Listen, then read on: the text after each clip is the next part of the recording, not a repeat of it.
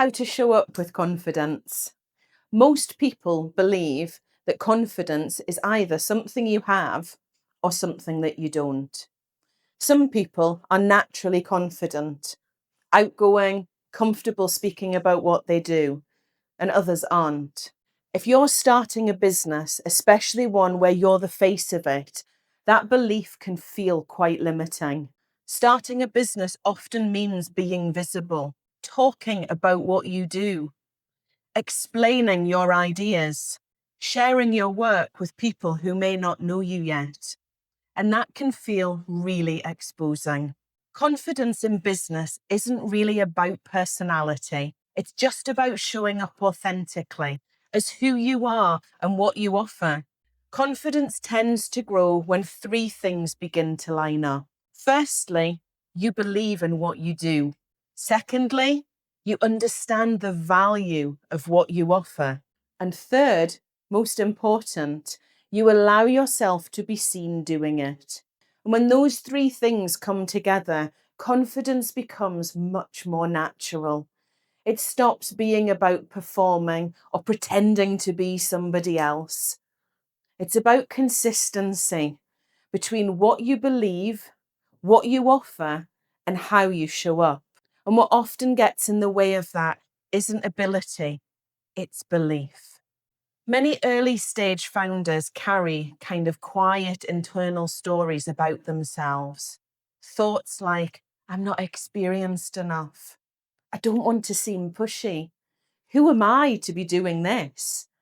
And those thoughts can feel very real, but they're not necessarily facts. They're beliefs, often shaped by past experience, expectations, or comparisons with others. The really helpful thing about beliefs is that they can be examined.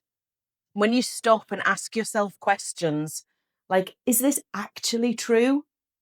Where did this belief come from? Or what evidence do I have for it? And what evidence do I have against it? Then you start to begin to create a little space between yourself and the story. And when that happens, those beliefs start to lose some of their power. Confidence doesn't suddenly appear when doubt disappears, though. It grows when you're willing to question the story that might be holding you back. A really common example of this is someone starting, say, a consultancy who feels uncomfortable promoting themselves. They worry about sounding pushy, overly self-promotional, so they hold back from talking about their work. But when they stop and reflect on what they actually do, they often realize that they're not simply promoting themselves. They're actually helping organizations improve their culture, support their people, or solve meaningful problems.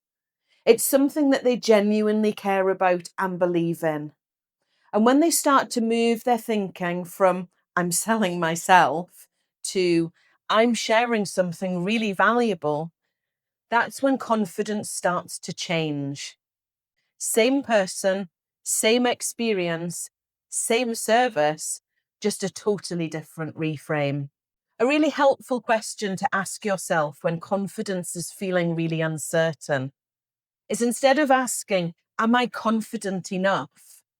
Ask yourself, what value am I bringing here? That small change moves your focus away from self-judgment and much more towards contribution. Confidence grows when your attention moves outwards because you're actually focused on helping, sharing, or offering something useful. And you're less focused on how you might be perceived. Alongside this video, you'll find a worksheet that'll help you to reflect on the value that you bring and the beliefs that might be holding you back. It's a really simple exercise to help you notice the internal stories that sometimes appear when we start to do something new. One final thought for today is visibility often feels vulnerable because it matters to you. But that's not weakness, that's investment. It means that you care about the work that you're doing. Confidence develops through repeated, imperfect showing up. You don't need to become somebody else to show up confidently. You simply need to stand behind what you offer and allow yourself to be seen.